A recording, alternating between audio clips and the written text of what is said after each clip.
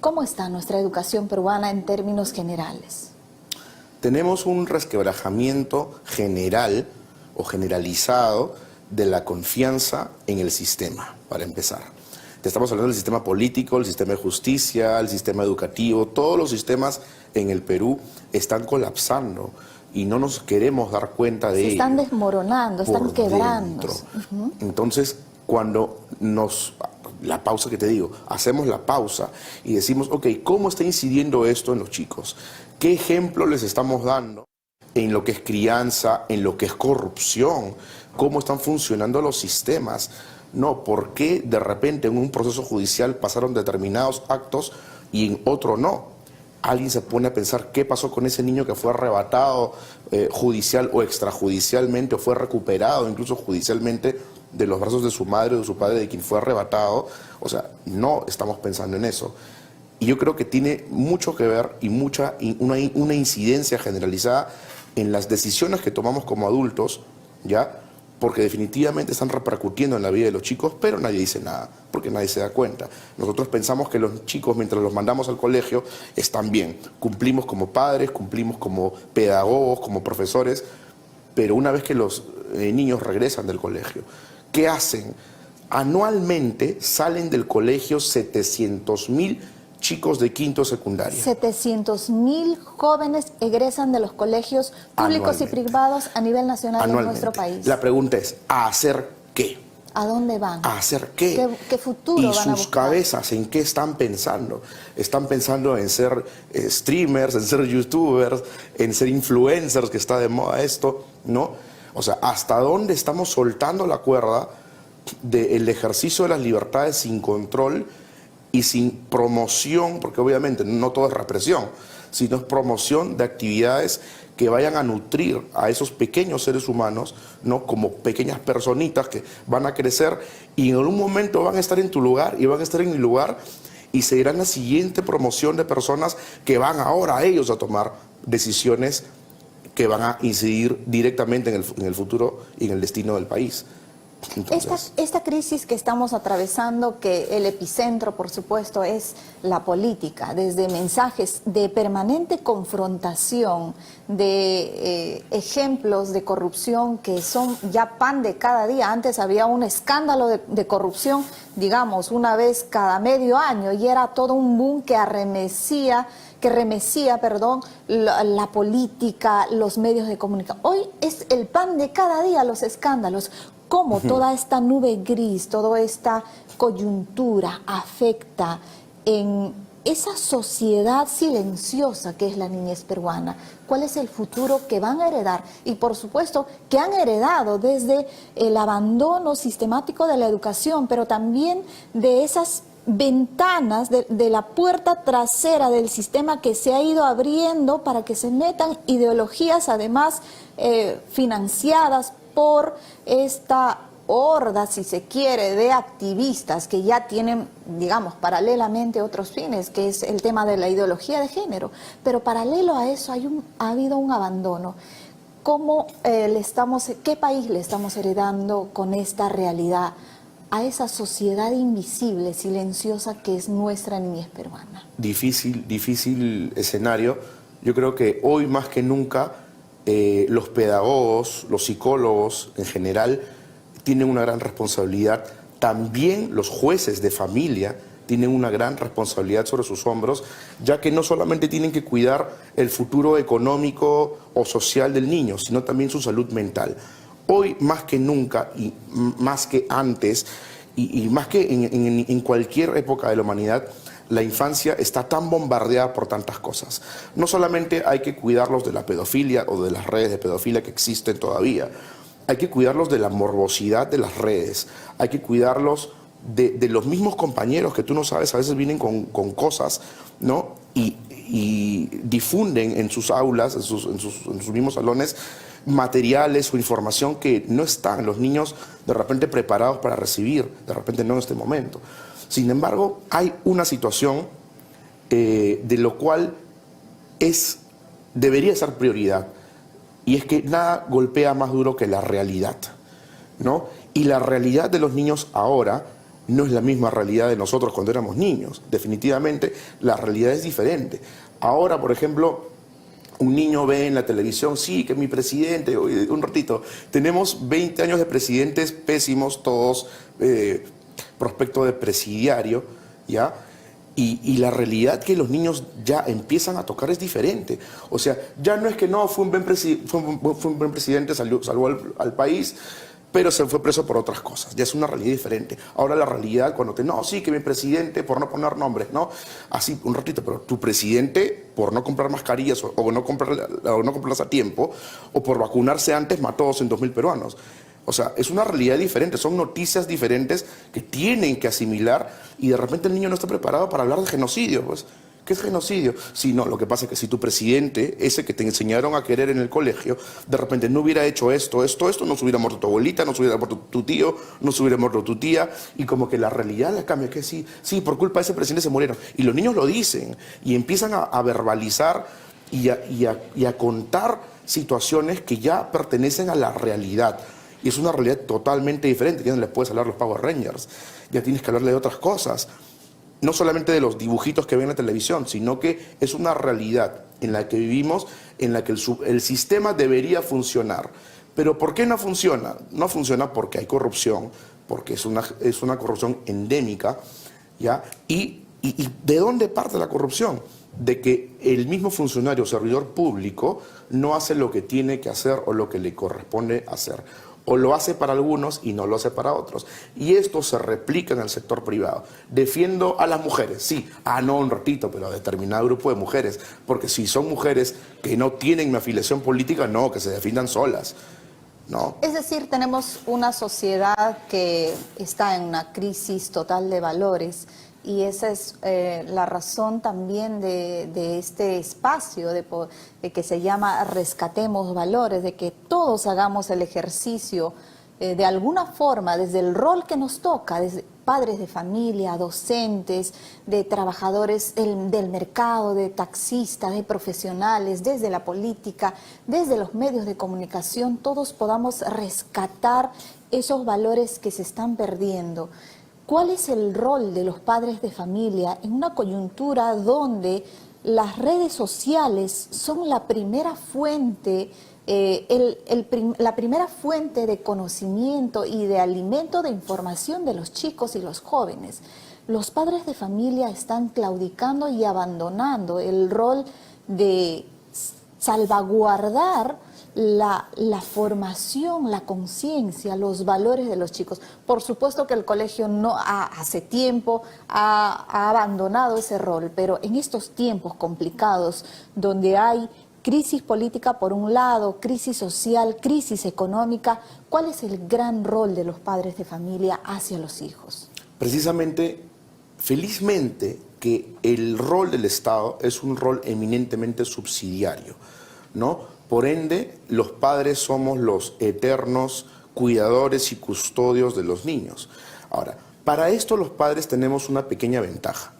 ¿Cuál es? Que los niños desde muy chiquitos ya vienen con un código moral inscripto en su mente o en su corazón, como lo quieran llamar, en su alma.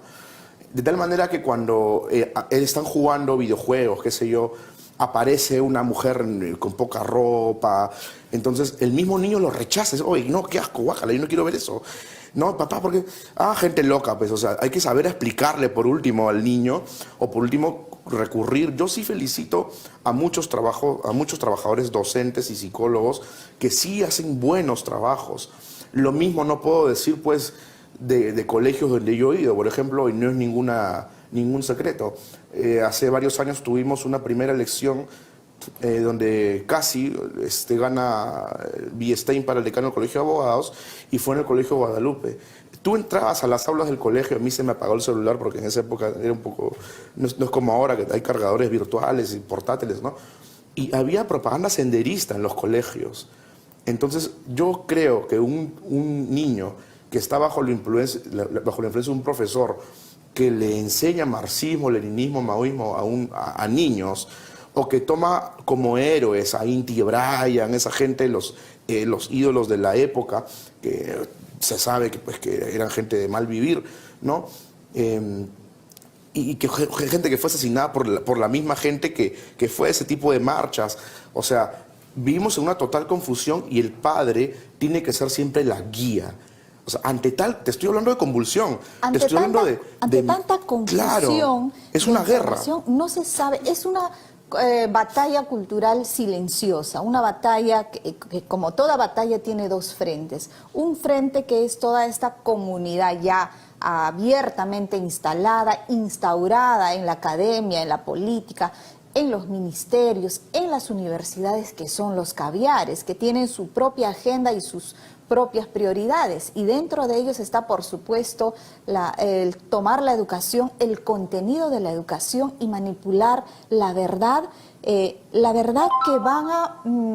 adquieren los niños en el colegio. Y para eso, si los padres de familia no están preparados, no tienen el interés de saber qué significa todo esto, pues los niños son presos en primera mano de todo este sistema de información que genera confusión en los niños y en los jóvenes. Por eso reitero y repito, insisto, que hoy más que nunca el rol de los padres de familia tiene que ser más consciente, más valiente. Tiene que saber que existen todo este tipo de información en las redes sociales, y es notorio en la política y también en el Congreso, que promueven leyes en contra de la familia y la niñez.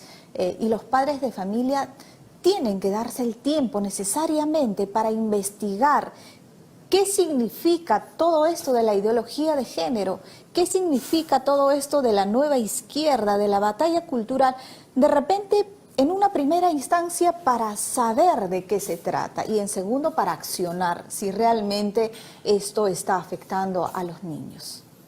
Los padres tenemos que ser faros de luz, guías dentro de esta tormenta informativa para poder guiarlos a los niños en un camino que es nublado, que es bastante oscuro, con una lluvia de misiles informativos, muchos de ellos bastante equivocados, bastante erróneos, y lo ideal es poder servir como faro y guía para que los chicos no cometan errores que ya históricamente sabemos cómo se han repetido, ¿no? Uno de los más grandes errores o peligros es que caigan, pues, en redes izquierdosas, de repente, más allá de los peligros naturales que existen en las redes, ¿no? Pero que adquieran pensamientos negativos de repente por querer hacer el bien. Por ejemplo, ninguno de nosotros está en contra de las mujeres, no las odiamos, al contrario, las amamos, las queremos y las respetamos por cómo son. Pero porque, por ejemplo, se viene el 25 de noviembre, Día de la Violencia contra la Mujer. Yo lo voy a celebrar, tú lo vas a celebrar, todos lo vamos a celebrar, pero en la medida correcta. Porque yo por celebrar... En la medida constructiva. En una medida positiva, asertiva y constructiva. Que aporte, que mejore la sociedad. Claro, yo por decir no a violencia contra la mujer, no me voy a ir al extremo de decir hijo varón, futuro violador, por ejemplo, lo que dicen en Argentina, las feministas radicales, ¿no? O mejor macho cortado, una cosa así, ¿no? Macho muerto, abono para mi jardín, ¿no? Esos tipos de... donde son medidas extremas, y enseñarles a los hijos que todo con mesura puede ser positivo, productivo y asertivo, sobre todo. Enseñarles a ser asertivos. Y es muy cierto lo que tú dices. Por ejemplo, en estas, entre comillas, luchas que salen, estos grupos feministas, hay muchas niñas que no entienden el contexto total de lo que significa enrolarse en las filas de este feminismo radical, que van destruyendo iglesias, que van generando un odio hacia el varón y hacia la sociedad en su conjunto. Pero hemos visto muchas niñas también en estas marchas, y alerta, por supuesto, con las mamás, con los padres de familia, que no están siendo conscientes, no están atentos. Hemos claudicado de repente y hemos dejado todo en manos de las redes sociales, creyendo que todos los contenidos que salen en el TikTok, en el Facebook, en el Instagram, todos son buenos, y no es así. Existe mucha información que alimenta la mente y corazón de nuestros niños y de nuestras niñas. Estemos atentos a eso. En estos tiempos donde existe una coyuntura política clara, evidentemente crítica, de un resquebrajamiento de los valores y de la legitimidad, de la institucionalidad, es decir, la parte macro de nuestro país está que se desmorona. ¿Cómo o a quién le corresponde y cómo hacemos, cómo salvaguardamos en comunidad, en una comunidad, si se quiere, tácita, a nuestros niños? ¿Cómo los padres de familia podemos actuar en conjunto? ¿Qué hay que hacer? ¿Cómo rompemos, cómo salvamos el futuro de nuestros niños, que al final del día es el futuro de nuestro país? ¿Qué hacemos, Andrés? Mira, yo tuve la suerte de entrevistar al doctor Gabriel Araujo, especialista en ciberseguridad, y nos dio muchas recomendaciones. Él es argentino, nos dio muchas recomendaciones estupendas sobre el control parental de los celulares de nuestros hijos, regulando el contenido. Incluso tú puedes ver la ubicación en tiempo real de tu hijo, porque entre tu hijo y tú no tienen que haber ningún tipo de secretos. Oye, un día, por ejemplo, a mi hijo puso clave. Trae para acá, saca la clave. Ya, se acabó el asunto. O sea, no tienes por qué tener clave. No, que todo el mundo... No, nadie tiene clave. Mi celular no tiene clave. Y el padre tiene que ser como custodio, que es seleccionar los contenidos. Lo has dicho muy penosamente, el ejemplo de las niñas que van a estas marchas feministas. ¿Cómo nace una niña, o cómo crece, perdón, una niña que vive leyendo mensajes de odio en contra del varón? ¿Esa niña va a poder tener una adolescencia conforme? ¿Cómo va a ser su adolescencia? ¿Cómo va a asimilar sus sentimientos o sus emociones cuando tenga 15, 16 años y le guste un chico, por ejemplo? Que lo va a querer matar para demostrarle amor. ¿De qué estamos hablando? Eso es abuso infantil. Tanto desde las feministas radicales que llevan a sus niñas a estas marchas, a estos despilfarros de exposiciones de inmoralidad, y de como odio. los LGTB también. O sea, yo un día vi felizmente en una playa un tipo con unas banderas LGTB con un miembro de plástico, ¿no? Pero haciendo ¿no? como que estuviera desnudo, pero no estaba desnudo, sino que tenía un de plástico. Y había un papá con sus niñas. Entonces, nadie se había dado cuenta de la presencia del tipo, solo entre algunas personas, hasta que el papá ha ido donde el tipo y lo ha agarrado a puñetes al tipo, ¿no? Y cuando todo el mundo dijo, oye, ¿por qué le pegas? Cuando lo vimos al tipo disfrazado de un hombre desnudo, todo el mundo le quiso pegar. O sea, la gente hacía cola para pegarle, ¿no? Porque ya no hay, o sea, la sociedad se indigna tanto de que sean proyectados estos escenarios en contra de los niños, y videos hay sobre esto un montón en internet, niños que salen, que de repente viene un drag queen y los asusta. Ojo, no tenemos nada contra los drag queen, que hagan lo que quieran en sus cuatro paredes, pero no en la vía pública donde están mis hijos, tus hijos, los hijos de los demás. O sea, lo que se les pide es mesura. Quieren el respeto, respeten. Y mucha gente de esa misma facción ideológica opinan lo mismo. Porque ellos me dicen un ratito, yo puedo ser homosexual, pero no soy acosador ni soy violador. Y me respeto como lo mismo. Y oye, genial, excelente, te aplaudo, te aplaudimos, todos estamos conformes con que lleves tu vida íntima dentro de tu privacidad como tú quieras, pero sin exposición a terceros que no les gusta, y peor aún, donde hay niños. Exactamente. Yo te agradezco mucho, Andrés, por esta reflexión y el objetivo de hacer estos espacios de conversación junto con los padres de familia, es decir, que prestemos atención a nuestros niños, que no claudiquemos en ese rol natural de forjar, de salvaguardar la conciencia de nuestros niños, porque los niños están en formación de su conciencia, de su autoestima, de sus valores, de su psicología, de su raciocinio. Es decir, son plantitas todavía que recién necesitan el alimento de los padres, y esos son los valores y el amor y el tiempo. Hoy por hoy tenemos una coyuntura donde hay una lucha de verdades que ni siquiera los adultos saben cómo lo van a resolver, pero en esa nube que está sobre nosotros, prioricemos a nuestros niños. salvaguardemos la integridad de nuestros niños, que es lo que se quiere. No estamos en contra, por supuesto, por lo menos no en este momento, no en este momento de discusión y de conversación, pero podríamos hablar, por ejemplo, del tema de LGTB, de las feministas radicales, de la ideología de género, en otros espacios donde debatamos a detalle y a profundidad. Pero lo que queremos decirles es que no estamos en contra de ninguna facción, como tú lo has dicho, sino que protejamos a nuestros niños de toda esta oleada de información, del abandono que ha hecho la educación peruana en los últimos años. Y por eso, desde Rescatemos Valores, queremos decirte gracias por acompañarnos, y hagamos juntos este ejercicio desde el rol que nos haya tocado las circunstancias, desde el trabajo, desde la casa, desde todos los espacios donde nos encontremos en lo amplio y vasto de nuestro territorio peruano, porque son tiempos complicados y lo que sí tenemos que salvaguardar es la protección, la integridad completa de nuestros niños. Yo soy Nelly Cuadros, gracias por acompañarnos siempre. Nos vemos todos los sábados a las 7 de la noche en Rescatemos Valores por PBO, la radio con fe. Muchísimas gracias.